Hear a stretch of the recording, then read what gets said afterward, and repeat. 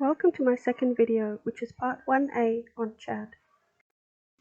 The videos and images in this video were taken between 2008 and 2013.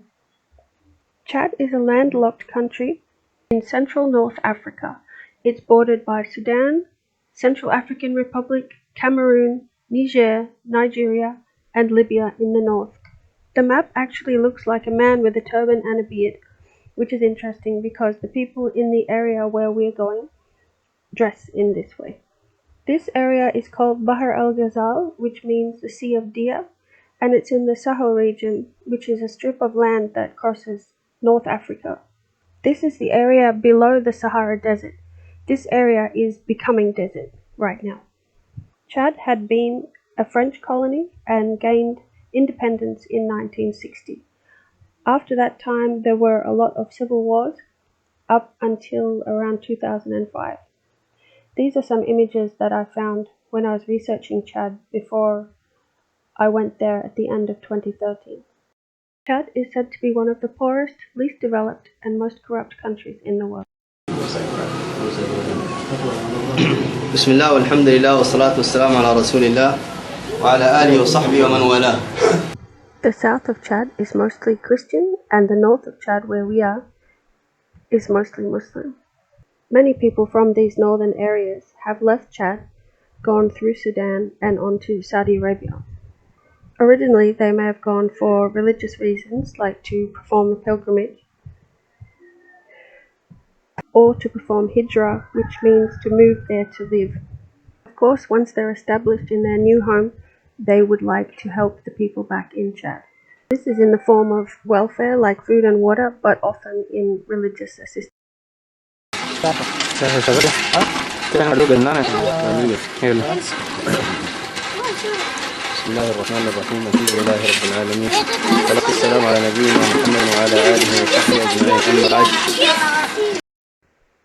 The people who've recorded these videos have returned from Saudi Arabia to Chad with, as I said, religious items like books and tapes, as well as helping to dig wells and build houses and mosques. Interestingly, right now where I live in Jamaica, we haven't had water in the pipes for 2 weeks, and they've told us that it'll be another 2 weeks till it comes back, so we have scenery like this going on up the road right now. This looks like a new well where the kids are having fun filling up the buckets. We had some of these videos long before we actually visited Chad. These ones were actually shot in around 2005. Here though, just now, we're not getting water from a well with a pump like this. We're actually getting water from a spring until the government turns the water back on.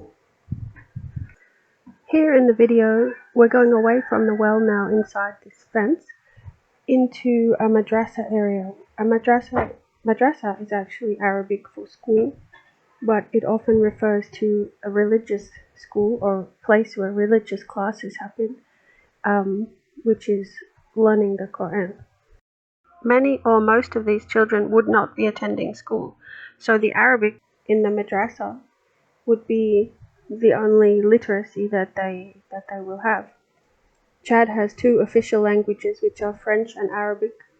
If they did attend school, they would be learning French. These containers over to the right of the screen are traditional water containers. The water is kept in them, and it keeps cool naturally in the clay. When we went to Chad later on at the end of 2013, we had two big ones of these clay things in the kitchen, which we used for drinking water. At the time, I was using water purification tablets, which I bought online before going from Australia to Chad. But, I don't know, in many countries where I've been, I have drunk the water. We were there for a short time, so I didn't have any time to acclimatize to it, so I used the purification tablets. As you can see here, the ground is principally sand. The Sahara Desert has taken over most of the very north of Chad, down from Libya, and as we all know, it's moving south. So these people in this area were traditionally nomadic cattle herders, but as the grass has disappeared, so their lifestyles have had to change. The roof here is made of woven grass matting. There's very little danger of rain at this point, so it won't get disturbed by the rain. And under this shade they keep their madrasa tools, which is this board. This is very specifically designed for writing Quran on it to learn, and they write on it and fill it and learn the verses that they've written, and then it can be scrubbed off. It's written with a special ink. I don't actually know what it's made of, but soon in the video they'll show you. They pour something, this powder. I did have some in Australia. This powder into a container, and they use a kind of bamboo pen to dip into the container to get the ink and to write on the boards. The container seems to be made of some kind of vegetable that's hard on the outside, like a kind of gourd or something. So they're pouring the ink powder in. Is that powder or liquid? Well, they must have already added water to it.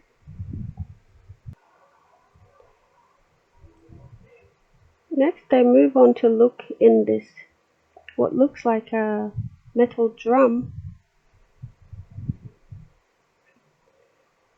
but when we look inside, you'll see in a second, it seems to be an old well. This is just the top of an old well. It must have dried out. See? Unless that's a never-ending drum, it must be a well.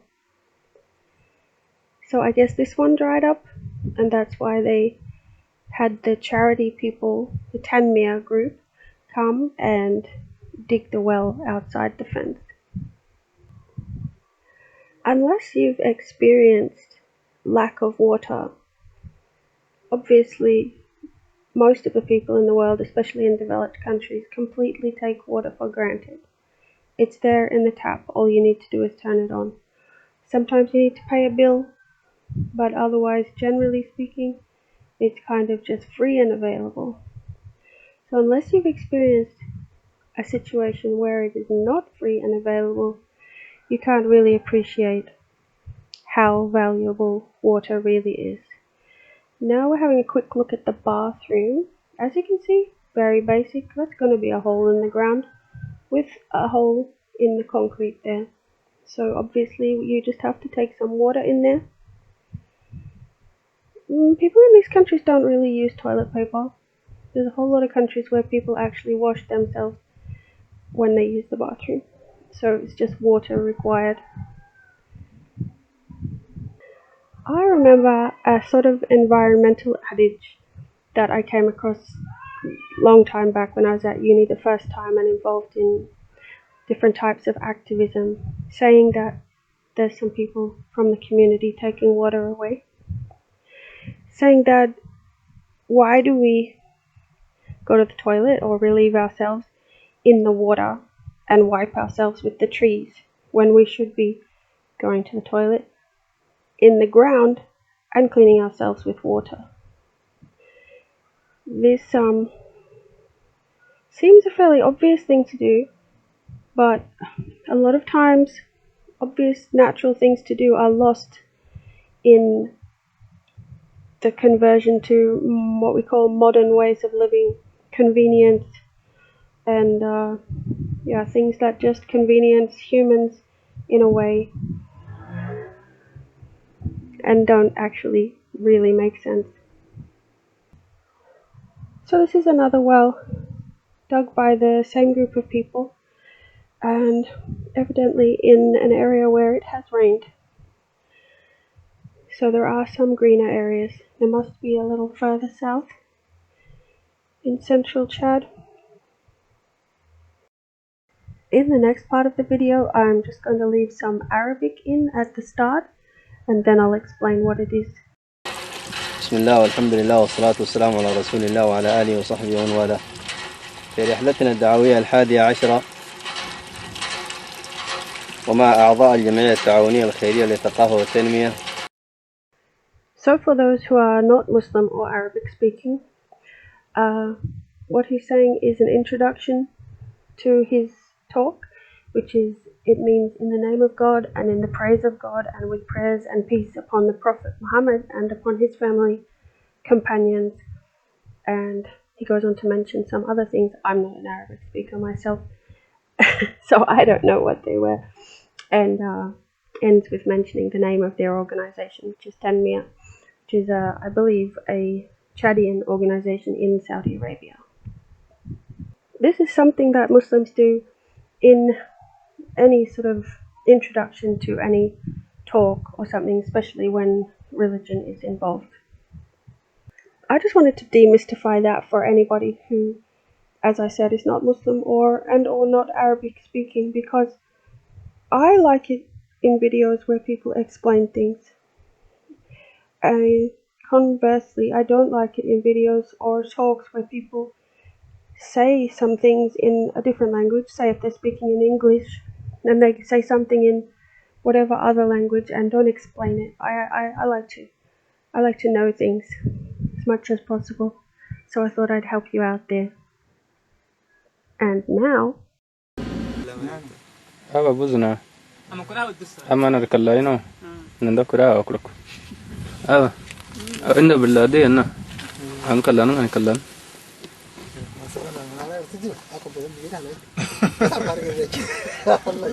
Itu tanah si daudu. Aba basra ko balangar au tamu chenga kan nari ale no ay ene ogoza sana kan nar kallan. Kalla chiru yanerde. Sus. Sesura no zona kallan. Yari ya wannan da ya dima da nar kallan. Allah ya kalla dine luga ga nauta daga nar kalla har ya gano. Amen.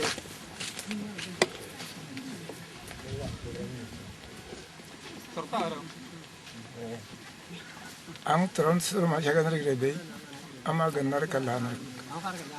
Adiya ba ga nar ira ga nar kallan. Ere ta mo hajara de ay yara na abandu madam ratmani mulatan na kallan.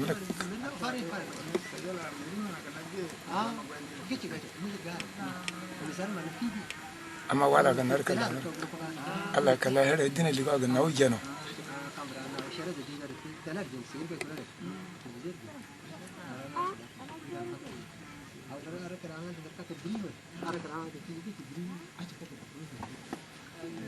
Kari bine. Tani wazi. Ay, yalla. En an kallan o kallan. Ama kan nar kallan. Lawan ni hirfe ele na kan nar kallan. Ya ta ko ni kallan. Benar ma tan ma kallan. E jara di ene patte me shirbe. Dipin mo mama zene. Ama wala hanan ta kan nar kallan ya. Hanan ta na saran ta hanan ta na ga le kallan ya. Allah ya. La nan.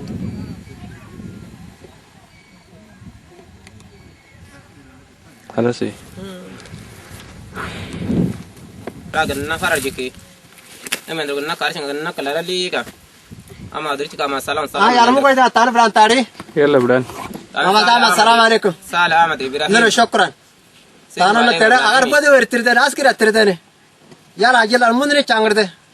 Enda akama kana fatar nandar amar ga tan bran tari no gadde farar jiko birmare ga mokro ga na ama ba de ga na kallar ka ango de kamra ko de mare meri harandi anu ko tan bran tari teden kallara yara nana kallara emendar ga na kallali nanda ma udrinji ka ga na kallar nandar ama ba de ga na shukran nandar.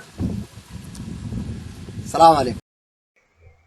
So as we have a look around in this area, I'd just like to say that the only things I understood from the first video was sus, which means sit, aya, which is mother, yalla, which means let's go, and khalasi means we're finished. But I like to leave that in. This language is called Dazaga. This is the language. There are a few variations in this area, but this is the language of the people in these areas. And the second video, actually they lined up a whole lot of young men and got them to introduce themselves, but I cut that part out and then left it to the very, it's a donkey, I like donkeys, left it to the very upfront, outgoing man to have a bit of a conversation. It's just a bit of chit chat and a bit of talking to the video, but it's a nice part of seeing a little something of these people's culture. As I mentioned in my first video when I was talking about this one, my ex-husband is actually from these areas, and we will later on see some of his relatives, but we have not yet. Well, not to the best of my knowledge anyway. Someone we will see later on in the video is a young man called Isshaq. He's actually my ex-brother-in-law, and he actually, in a way, he is the reason that I've actually started making these videos, because a year or more ago he requested some pictures from me from our visit to Chad.